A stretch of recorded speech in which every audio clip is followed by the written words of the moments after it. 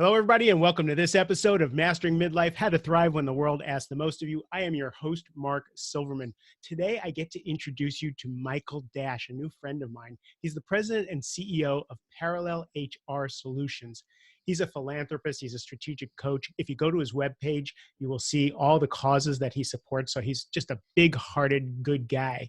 He's also the author of the upcoming book, Chasing the High, An Entrepreneur's Mindset Through Addiction, Lawsuits, and the journey to the edge. Man, that sounds like an exciting ride. So I'm pleased to introduce you to Michael. Thank you for having me. I appreciate it. I'm thrilled. I'm thrilled to have you. You know, we had a conversation before this, and you and I both being New York Jews, you know, kind of connected in that way. And then we have a few mutual friends. But the more I learned about your journey, the more we have in common in addiction and in challenge and also in success. So tell me what the origin story is for this book. Sure. And I will just slightly correct you. I'm a Jersey Jew. You're a New York Jew. But we're close enough. Right? We actually looked down on that sect of Judaism. So yes, I can understand that. Yeah, I apologize. You know, nothing I could do. I was born into it. So yeah, the book, I decided to write the book after years of struggling with addiction and with entrepreneurship and the lethal combination of the two of them. So the book really takes you through my journey and all the mistakes that I made along the way in trying to be successful, you know, fill that ego that we all have with me for so long, make as much money as I possibly could, another driving factor in the majority of my life previous to the last 2.5 years, and really all the mistakes I made along the way. But more importantly, the lessons that I learned and how I approach situations like those in today's world in a much healthier, fruitful manner. So can you be a little more graphic? So what I love to do is kind of basically the hero's journey here, right? So what was it like before you had your epiphany and your changes?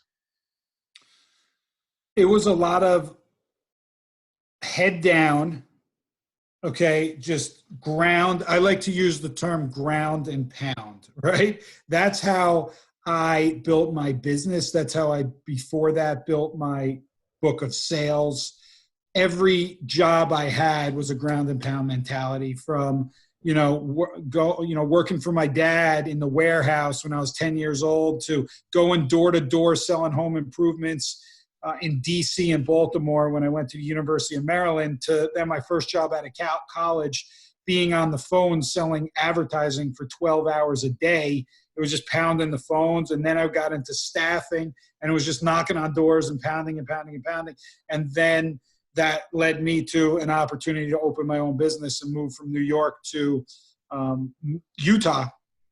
And again, when I got to Utah, ground and pound.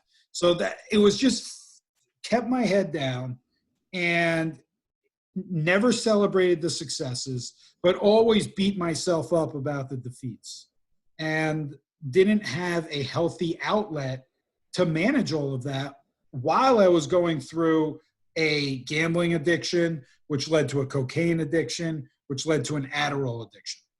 Wow. So it was a lot of self-loathing, a lot of beating myself up, a lot of not treating others the way I would want to be treated, specifically as a leader in my organization. I consistently remember being fueled with Adderall, and Adderall would just give me this feeling of invincibility, and like my blood would be pumping so fast and everything. And I just wanted to accomplish so many things that I would cut people off when they were speaking to me. Before they would even finish their conversation, their question, I would have an answer to that question before they even finished it.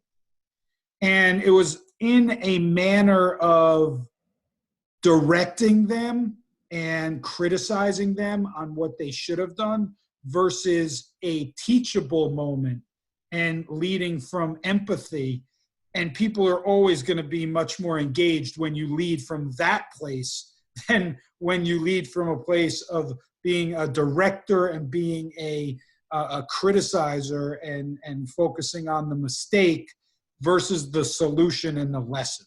So how did you make the shift from all those addictions, being a Triple Crown winner there, and to start to move through that?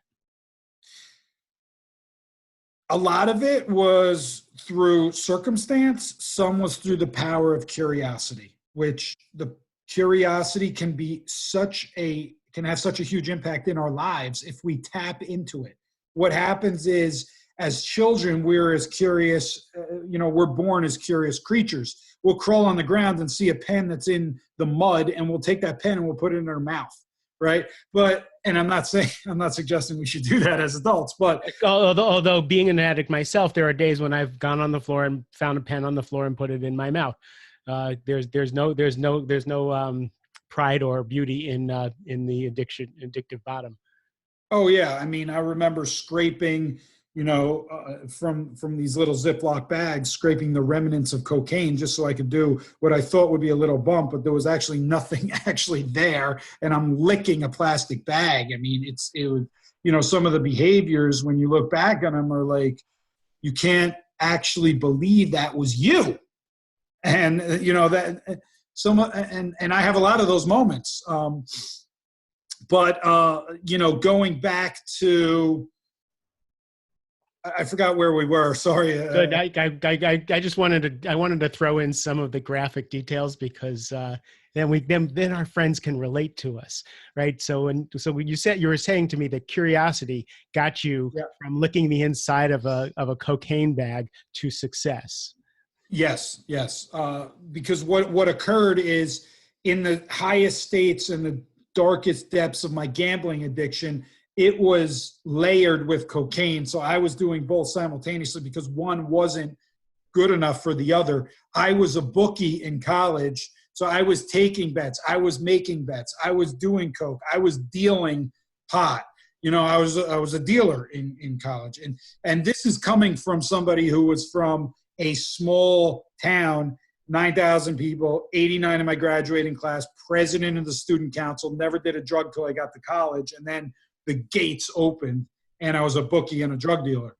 But when I graduated and I was in New York City and I was still participating in these activities, I actually took a drive to Thanksgiving with my brother from New Jersey to Massachusetts. And my brother wouldn't allow me to listen to sports radio. And we got in an argument in the car, and he told me he's not listening to it anymore because he's going to Gamblers Anonymous.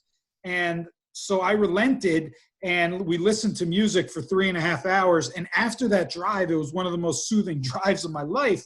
My brain was actually quiet.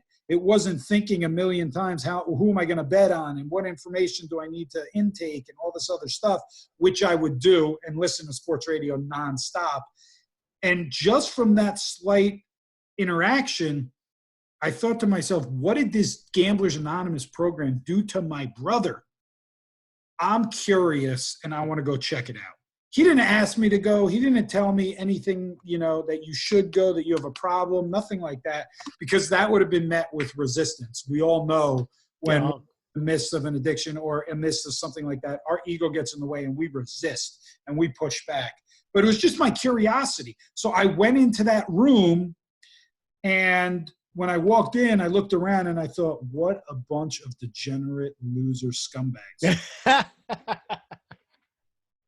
2 hours later, when I walked out, I thought, I have more in common with all these people than my closest friends. Isn't that crazy? I never gambled again. And I worked that program, and I will be 14 years clean the week of June 11th, the week my book comes out. I'll be 14 years clean from gambling. So that I completely give credit to my curiosity and wanting to find out about the program itself. God bless the program of attraction versus proselytizing. Yeah, exactly. And, I attribute curiosity to a lot of positive habits that I have in my life now. The other addictions and how I got through them, they all have different stories, which is they're interesting in themselves. For instance, in New York City, my friend, we were out one night and my friend got in an argument with some stranger, and here I come over to try to break it up, and I got socked in the face and broke my nose and had to have my nose fixed. And when I saw the bill and it cost me like 10 grand to get the nose fixed, I said, I'm never putting anything up this nose again. And no joke, value it. no joke. That's how I stopped doing cocaine. That instance. The Adderall, I will tell you, was the hardest of all of them, because even though I was gambling every single day, the Adderall had this physical, mental, and emotional attachment to it, where the others did not. The others had 2 of those 3, but not all 3. Taking Adderall every single day in my office to, in my mind, increase my production and escape some of the realities around me. And one day I walked in and I opened my desk drawer, because that's where I kept my Adderall, and there was nothing there. And I was in a panic. You ever have one of those moments where your heart drops from your chest to the ground in like a second? Totally. That was that moment for me. I called the doctor's office. I tried to schedule an appointment. I left them a voicemail. They weren't in yet. They didn't call me back. It was noon, like 4 hours had passed. I got in my car. I drove 20 minutes to the doctor's office without an appointment, stood in line, what felt like an eternity, 4 people, then 3, then 2. This is so vivid in my mind, because this is the defining moment for me. And I got up to the receptionist and I was begging her to have the doctor see me. And she told me the doctor would book 3 solid days and he couldn't see me, period. And I went back to my car and I was sitting in the car completely dejected. And it was at that moment that I realized I was acting completely irrationally, and that there was actually nothing I could do about this situation, and that I might have a problem. And not that I might have a problem, that I did have a problem. I was addicted to Adderall. And so for 3 days, I didn't have it. And everything was fine. And I actually felt more in control in my office of my emotions. When some challenges arose within that 3-day period, I was able to have much more constructive conversations with my employees. I was able to lead them from a place of learning and empathy versus criticism and direction. I mean, you need direction, but the type of direction I was giving was arrogant direction. And I realized something that I had experienced on a daily basis, almost on a daily basis, is what I call reactionary guilt. And this would continuously occur in my life, where I would react to a situation or person in a negative manner. And immediately I would feel guilty about how I reacted to them, because I knew it made them feel like crap. Right. It would take me the next hour to 2 hours to figure out how I'm going to go up to that person and apologize to them, but not apologize so I seem weak, but, apologize in a way that I can keep my ego intact and they understand I'm still the boss and all this bullshit. I would constantly put myself through this mental torture. And when I didn't have the Adderall for those 3 days, I didn't experience any of that. I wasn't reacting or overreacting, or like emotionally, I was much more on a level playing field. And that's when I decided I'm done. I'm done with Adderall. I don't need it. Now, I will say there were a couple effects physically. I definitely was feeling more fatigued during the day. So my coffee intake increased. But it was actually easier to sleep at night, because what I was doing is I was taking Adderall in the morning and I was smoking pot at the end of the day. So something to get up and something to come down. And like, I had just come to the point where I didn't want to be relying on chemicals every day of my life, especially bad ones. So what'd you replace it with? Now, so now you're not gambling. Now you're not doing cocaine. Now you're not doing Adderall. You're just a regular human being with feelings and thoughts, and you're moving at the speed of the rest of humanity. How do you deal with that? Scary as shit. Right? It really is. I have increased my coffee intake. I definitely drink more coffee than I used to. So for now, that's fine. Eventually I'd like to wean a little bit off of it. I've introduced various things in my life.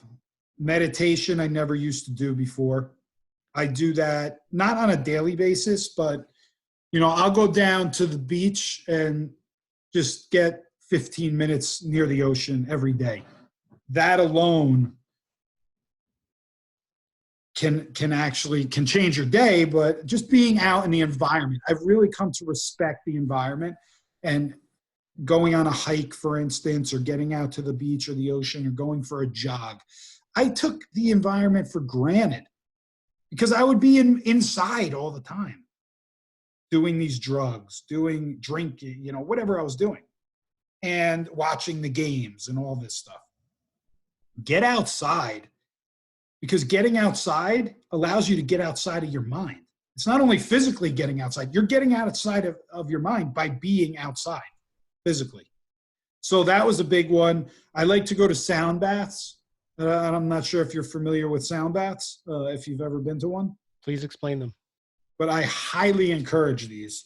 It's a form of meditation. Usually you're laying down and the instructor there takes you on a sound journey, and they have bowls that they have a device that they're swirling around the bowl. Yeah, exactly. And making various noises, but it's in a way where it takes you on this journey, and they have other instruments there too. And it's extremely relaxing, but it also can recharge you at the same time. And it's definitely can allow you to get rid of your anxieties.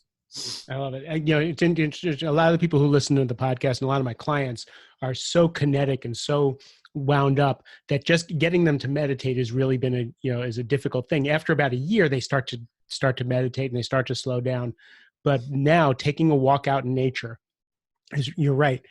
Having a guided meditation, listening to something other than news or sports talk radio in the car, and listening to something soothing is an entree into slowing down so that your physiology can start to relax a little bit. Completely. And look, for your audience, I didn't believe in any of this bullshit, right? I mean, I thought it was all she nonsense. So I was there listening to the news every day. It's all negative. It just feeds your mind with negativity. The sports, sports is a great outlet. Don't get me wrong. And I love sports. So I still watch sports. Don't get me wrong. But when you're tied to it every single day of your life and you're gambling on it, and it's just not healthy. And especially now with gambling being legalized everywhere, it's hard everywhere to get away from it. It's just everywhere. And you turn radio shows on and people are even talking about it. But that's why I incorporate positive podcasts into my life. And you describe yourself in one of your videos as a naturally negative guy for a big part of your life, and that now you consciously do things to bring positivity into your life. Well, yeah, if you're surrounding yourself with either the news, okay, that's the number one negative thing in the world, okay? If you're surrounding yourself with the news, you're surrounding yourself with negative people, if you have a bad attitude about things, if you wake up, it's cloudy out, and you're like, oh, shit, it's going to rain, then, you're going to continue to be in that negative space. But if you wake up and you see it's cloudy out and you're like, oh, wow, it looks like the sun's going to break through today. You have the choice to decide which way you want to think. And I didn't actually believe that I had the choice. I just thought it was ingrained in me to have this negative attitude. And to be frank with you, my mom was very negative and my dad was very positive. So I had I have two of these things in my life, and they're like basically have formed a lot of the way my thought processes developed. Mm-hmm. It wasn't until 2.5 years ago when I discovered two people talking about flow and living in flow. And if it's not a hell yes, it should be a fuck no. and excuse the French, but I think I've already got the rating on my podcast, so you can say whatever you want. that's fucking amazing. Thank you. Um, so I lived in Utah for 11 years. The word was banished. Yeah, you couldn't say the word, so now it's like every chance I can fit it into a sentence. So, you know, it really, I never thought about life like that. I was running a business that was running me. I was in which I haven't mentioned yet, a 6-year lawsuit with my ex-business partner that I drove by my continuously poor decisions that were driven from a highly emotional state, not logical, emotional. Mm. I didn't follow intuition. I didn't even like tap into it. And I actually met them with resistance, these two people, Jackie and Justin, who, which is actually how we're connected. They were teaching this course and I met them with resistance. I called their bullshit. You know, I'm from back east. We don't believe in that astrology, energy, flow, that nonsense. It's all bullshit, shishi. They're trying to, you know, scam you out of money. That's what I was raised on. That's what I believed until I didn't believe it anymore. Mm-hmm. And I was so miserable with how things were. I started, after I met them, and I still didn't believe them, but we sat and talked a little bit. The thought process for me, I kept saying the same thing back to myself when I flew back from Bali to Utah. Would life be so bad if I lived a different way? Or no, excuse me. Would it be so bad to live a different way? That's exactly what I said. Would it be so bad to live a different way? Your curiosity again. It was exactly my curiosity. So I said, screw it. I'm going to take this course. I'm not going to judge that it's $1,000 and scam me, because that's what my full belief was. It was the first time I actually made a decision not based on money. And $1,000 isn't a crazy amount of money, but when you're giving it to like something that your whole life have. So this is Jackie and Justin's flow program, which correct. I'll link in the show notes. What I love is a guy with your accent and your gruff talking about the most Californian, the most new age, the most out there kind of program that to roll your eyes at, with two people who would seem so ungrounded, who are absolutely lovely, brilliant, and life-changing. That you actually were able to fight through and go to a program like that and shift the way you did is a testament to the power of what they do. I completely agree. And it's flowconsciousnessinstitute.com. So definitely put a link up, because for all of you East Coasters, for all of you with a chip on your shoulder, from like, this can like enlighten you beyond belief. And you look, I don't resonate with all of it. Right. That's the key. Don't go in there and try to resonate with everything and criticize things that you think are a little off the wall. No, like pull out the nuggets in there that you can incorporate into your life that you're comfortable with. And that's what worked for me. You know, we did this whole exercise of clearing out limiting beliefs, and like one of them being that change is difficult. That's like a biggest limiting belief for everybody.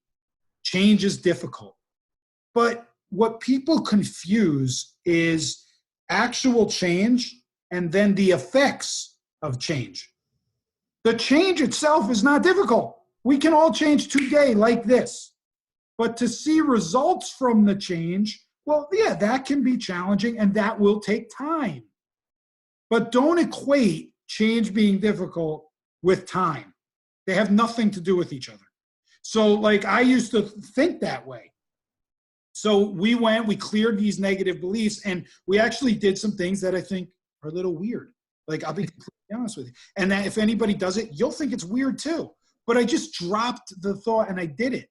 Like tapping on the back of your neck and moving your eyes right and left and reciting things out loud. And I did them. Do I think it's weird? Yes. Did I do it? Yes. Did it have an effect on me? It did. They told me that I would feel exhausted after doing them. I said, get the hell out of here. I mean, I just ran 10 miles. I'm going to be exhausted from tapping on the back of my neck. But I was. And they have the reasons behind it and the neuroscience, everything. I treat it on a surface level. I'm not one of those geek, like for me, I don't need to know about all the intricacies and why it works. If it works for me, then I'm going to incorporate it and use it. And that's good for me. Other people want to really get into the nitty gritties, and they do get into the nitty gritties. But for me, I leave that behind because it's not that important to me.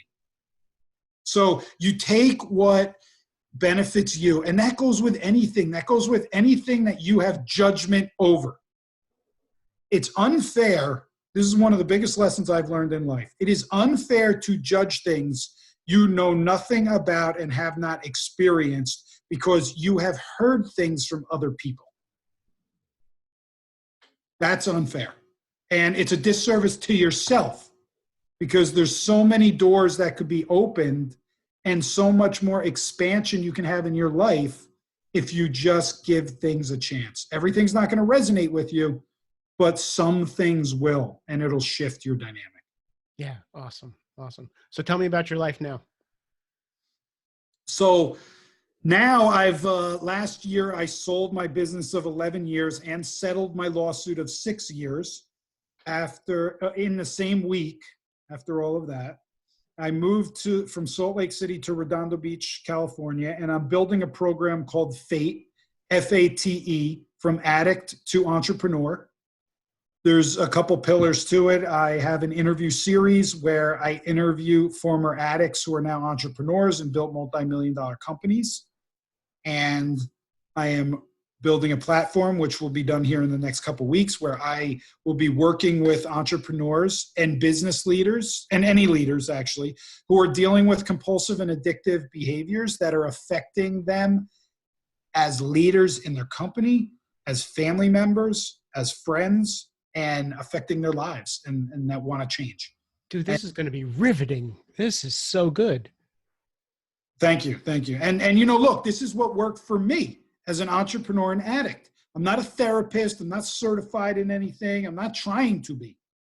But there are plenty of people out there who don't want a therapist, who don't want to go to an anonymous program, but they want help and they don't know where to turn.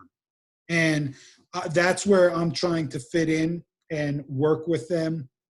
And through my mistakes, my hundreds of thousands of dollars that I've spent on masterminds, on conferences, on a variety, on addiction programs, you don't have to spend that. I can provide you value and walk you through these if you're ready to do the work. And that's what I hope to achieve. And, again, that'll be out in a couple of weeks. And I have a fake group that I'm starting on Facebook too, that, your listeners can go join. And, it's all about how many, I want to reach people. I'm leading from a place of empathy. I want to impact people.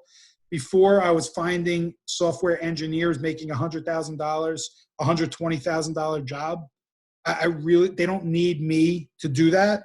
Like, they can find that job on their own.